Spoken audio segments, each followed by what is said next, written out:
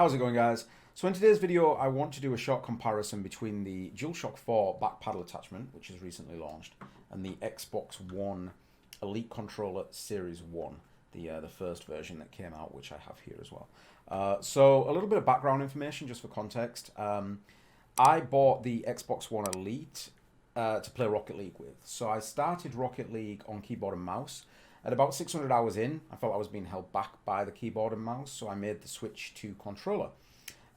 Initially, because I didn't have an Xbox One or a PlayStation 4 at the time, initially I just switched to the trusty old Xbox 360 controller.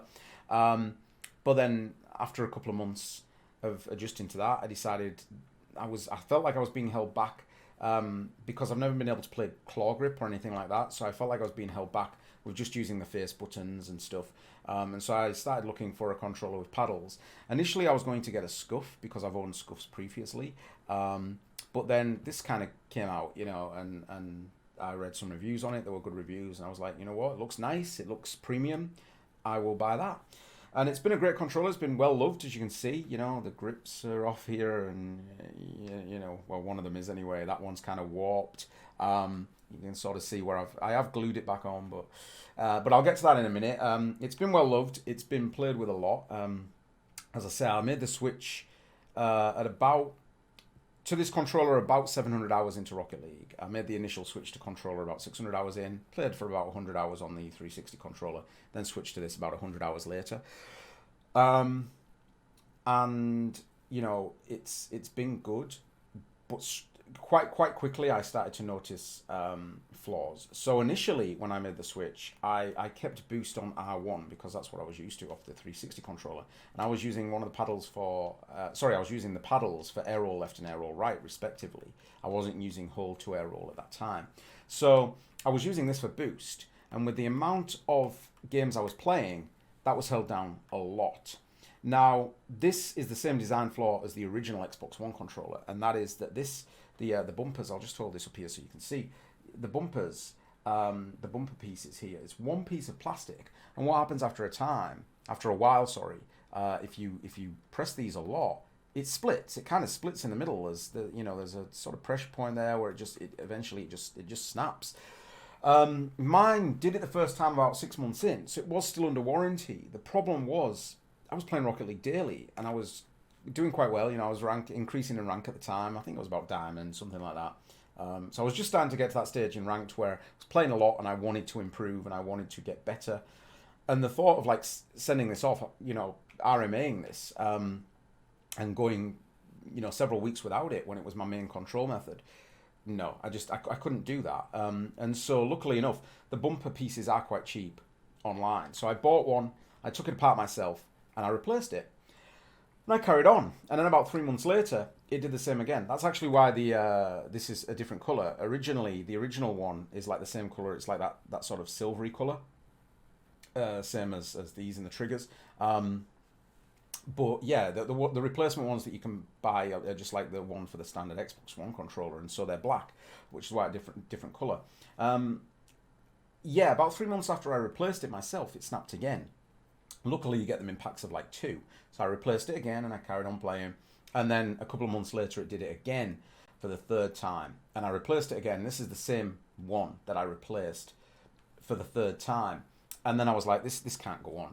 I mean, they're not expensive, but it adds up, And so I decided to mix it up. I was like, you know what? I'll put boost on the paddle. That way, that's not getting held down as much. So I put boost on this paddle, which is the right paddle. I put the hold to air roll on the left paddle, and I switched air roll left and air roll right to the bumpers. And since then, it hasn't snapped again, thankfully. So it just goes to show, if you use this very, very briefly, it's probably going to be fine. But if you hold it down a lot or you do press it a lot, that will just eventually snap. So big design flaw there. Over time, obviously, noticed more issues with it. The grips, these kind of absorb sweat. And now I'm not unhygienic at all, but obviously, if you're holding it for long periods of time, eventually your hands will sweat. This absorbs these grips, these rubber grips, silicone grips, whatever they are. They expand, and it gets very, very messy, as you can see. I've been playing with it now like this, with one of these grips off, this one's super glued back on, but very, very sort of loose and uneven. I've been playing with it now like this for, I don't know, a few hundred hours at least. I'm now at 2,300 hours on Rocket League, and it's been like this for several hundred hours, and I've just kind of had to adapt. It still feels okay to me. Like, the thing is, you get used to it, you know, and it feels like slipping on an old pair of boots or something, but it's not ideal. The killer for me, and the reason I've had to stop using this and put it down, is stick drift. Major stick drift, which happens with controllers, and I accept that's not necessarily a flaw with this particular controller, but it's gotten so bad, I will show you now. So I'm now in game. So yeah, it's gotten so bad now that that actually this is the sticks at neutral, and this is with ball cam off. So you can already see that the right stick, the dead zone, the stick drift is so bad that like the camera is offset. It's not straight. That's with ball cam off. If I put ball cam on, you can see there in the bottom left, ball cam on, and it's focusing on the ball. Ball cam off. This should be central. This should be like this, and that's me holding the stick slightly to the left, the right thumbstick. But yeah, obviously it's over here somewhere, and it moves about as I nudge the stick, but it kind of settles off to the right somewhere. And then this is what happens when I drive. As you can see, we're veering hard to the right there. And that was actually not too bad. There's times where it's a lot worse than that, like depending on how the stick has ended up settled. And you can fight it to an extent, but in a game like Rocket League, you really can't. You'd have to be pulling the stick constantly left to the left just to drive in a straight line. That is with the dead zone on 0.3. Now the acceptable standard for like high level players between 0.3 and 0.5. Some pros and stuff do have it higher, but the general average is between 0.03 and 0.05 on Rocket League for dead zone. Even on 0.05, you can see it still does it. So over the past few months, I bumped it up. I got to 0.10 for a while, and it was okay, but then after a while it started drifting there as well. As you can see, it's not as bad, but it's noticeable. And then I got to the point where I was at 0.12, and that's pretty stable, but it still ever so slightly drifts, ever so slightly. And then like if I put it on 0.15, it's okay. But at that point, you're at quite a disadvantage in online because of how much you're having to move the stick to compensate.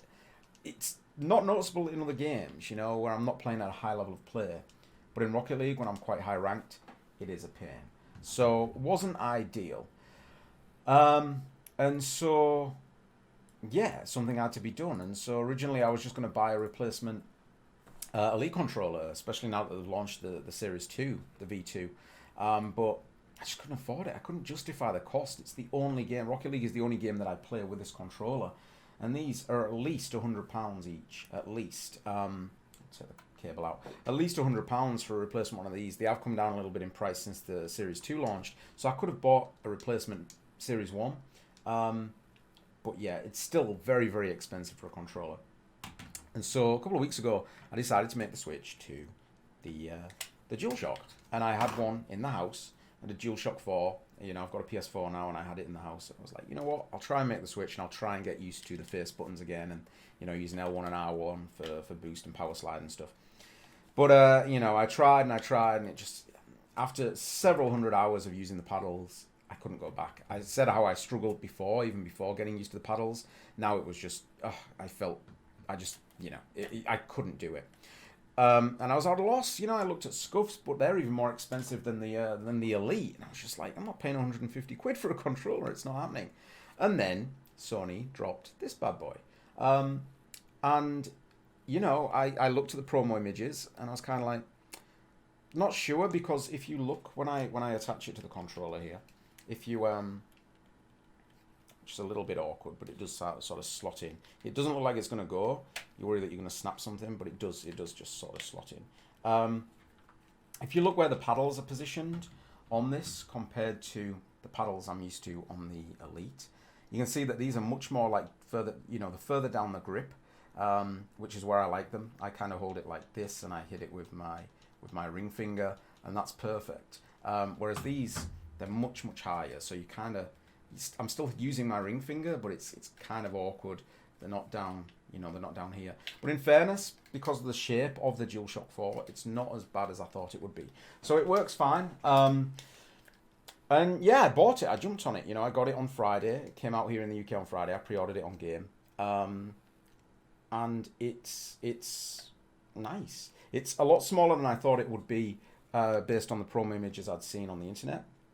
But there are a few caveats, and yeah, this is mostly, I guess this is personal preference and just having so much time invested into this.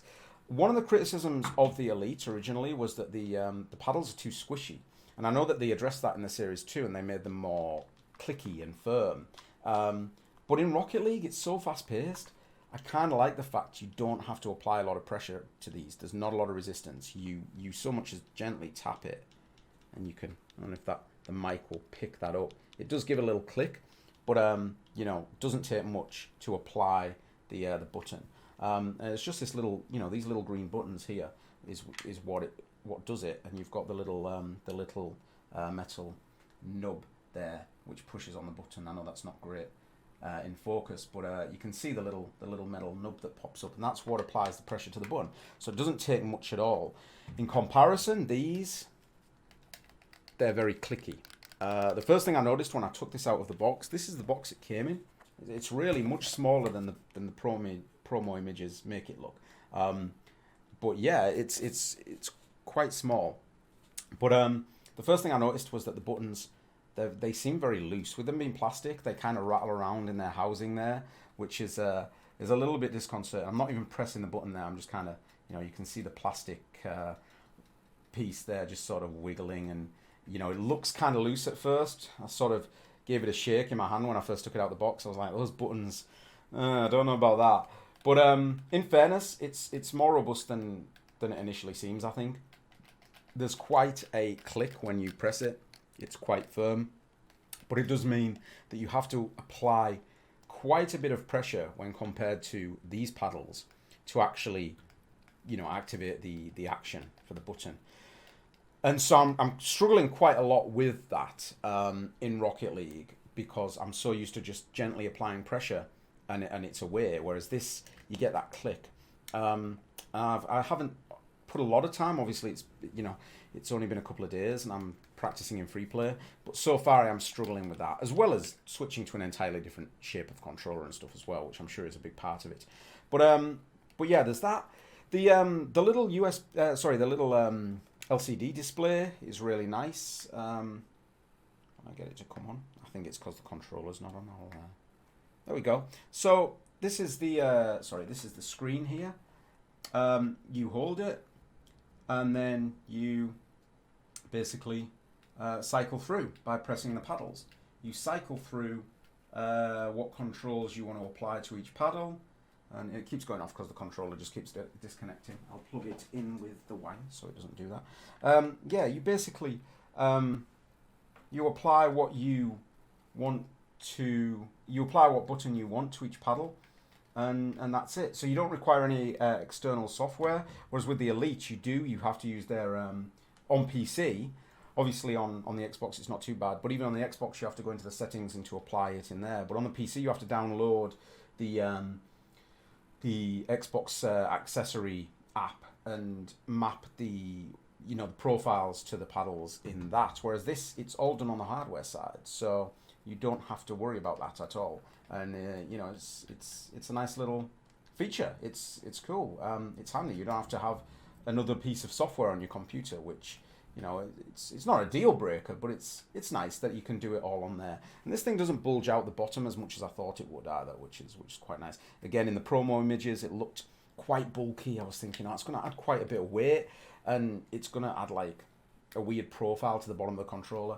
It really doesn't. It's fine. It's perfectly acceptable. It's got a mic throughput, so if you do use mic, I don't use mic because again I use it on PC and I've got my Yeti, but if you do use this on the PS4 or whatever, it's got the mic throughput, so you can still plug your microphone into the bottom of there, your audio, and overall it's fine. The biggest selling point of this, obviously, is the price. This thing cost me $25.99, and at the end of the day, That's why I opted for it. That's why I'm willing to switch controllers entirely. The thing with this is the controller's broke. You know, for what I use it for, it's broken. The stick drift is too bad now for the game that I'm playing on it. It's fine, you know, if you don't use it too heavily or whatever, but if you use it a lot, and this does break over time, the stick drift goes, maybe the paddles stop working for whatever reason. Obviously, the grips have all come off, as you can see, your bumpers break. That's 100 and, well, between, I paid 150 when it was new, or newish. Sorry, 130 I think they were the RRP was for them. It's the Series 2 that's 150. So £130 I paid for that. Even now, still £100 controller new. You're paying £100 every time something goes wrong with this. And it can be anything, you know, anything can go wrong with this and you're paying £100 to replace it. This, if I get stick drift on the DualShock, I replace the DualShock. Yeah, I know, you know, that's a 40 quid controller, granted, but it's still a hell of a lot less than replacing that entire thing. The attachment itself, if something goes wrong with, £25. So, you know, Sony have been very, very smart here. They've looked at the Xbox and say, you know what, there's clearly a market for these paddles. You know, people use them in shooters. I've seen people like in Call of Duty, for example, using them to bunny hop or like drop shot, you know, drop down into prone and fire. That's how I used to use my scuff in the 360 days. Gears of War, I used to use it a lot on my old scuff as well when I used to play Gears 1 and 2. The paddles I'd use for things like gosh, I can't even remember the name of the move now. Like double tap and things like that. Yeah. Yeah. So there is a market for these things. There is a market. But how many people can afford to spend £100, £150 on a controller, especially when there are major design flaws with this thing, and stuff will go wrong with it quite quickly in heavy use cases, like was with me, you know. And as you can see, I said, you know, it's a state. The grips are off, and it's got to the stage where it's not great to use. This thing, you don't have that. It's a completely separate device, and over time, something might go wrong with it. Maybe the buttons will loosen, or you know, or whatever. Maybe the LCD screen will stop working. This stuff can happen, but again, you're talking about £25 replacement as opposed to like £100, £150 for an entire controller. So fair play to Sony. I think they've done really, really well with this, especially, and I'm not sure if this will be, but especially if it is compatible with PS5. You know, if this can be used on the PlayStation 5 controller, the DualShock 5, I assume it will be called, they've nailed it. Because there was some criticism when they announced this about launching it so late in the PS4's lifespan. But if it is cross-compatible, or better yet, if the DualShock 5 maybe even launches with built-in paddles, that'd be ace. But yeah, I mean, fair play. For me personally, am I going to use it in Rocket League? It's going to be tough. It's really going to be tough. I'm jumping back and forth between the two right now. What I'm doing is spending some time in free play, trying to get used to this, but I can't use it in online yet. So when someone messages me like, "Oh, you fancy a few games?" I jump in online and I have to plug that thing back in just because I can't make the switch full time to it yet. But I'm gonna try, purely for the cost incentive. I mean, it's a no-brainer really. So if you're on the fence, you know, you're just trying to decide. Obviously, if you're on PlayStation 4, it's a no-brainer. But if you're on PC and you may be wanting a controller with paddles, you've been eyeing some up, and you're thinking, should I go for this? Should I go for the Xbox Elite? You know, again, it doesn't come with all the bells and whistles. The Xbox Elite, you have your detachable, you know, thumbsticks and your detachable paddles, your interchangeable paddles. They all come off. They all snap into place magnetically. It's really nice. You got your D-pad, which pops off there. You know, it's not a premium controller. You know, you already have the DualShock 4, which is a DualShock 4. It is what it is. And this feels a little bit flimsy in some ways compared to the more premium paddles that you get on like Scuff or the Xbox One Elite. But overall, for the price, if you just want a cheap alternative that gives you that ability to have a couple of extra buttons on the back, no-brainer, absolute no-brainer, guys. So yeah, highly recommended. That'll be it for this vid. As I said, it's not a full-on review. I just wanted to compare them and give a little bit of history for me, like what was my reasoning behind buying it. I think if you're in a similar boat, heavy usage, and you're worried about buying one of these and something going wrong with it, yeah, get the DualShock 4, get a DualShock 4, which are like £40. Get this, £25. Still comes to considerably less than an Elite will set you back. And yeah, you can't go wrong. All right, guys, thank you for watching. I will be back with some more Rocket League vids shortly, and I've got a few other game vids coming out as well, so stay tuned for that. As for hardware reviews, not really my forte, but you know, if I buy something that I'm interested in and think that you guys might want to hear about, then I will absolutely do a video on it. But that's it for now, and I will catch you soon. Thanks a lot for watching. Bye bye for now.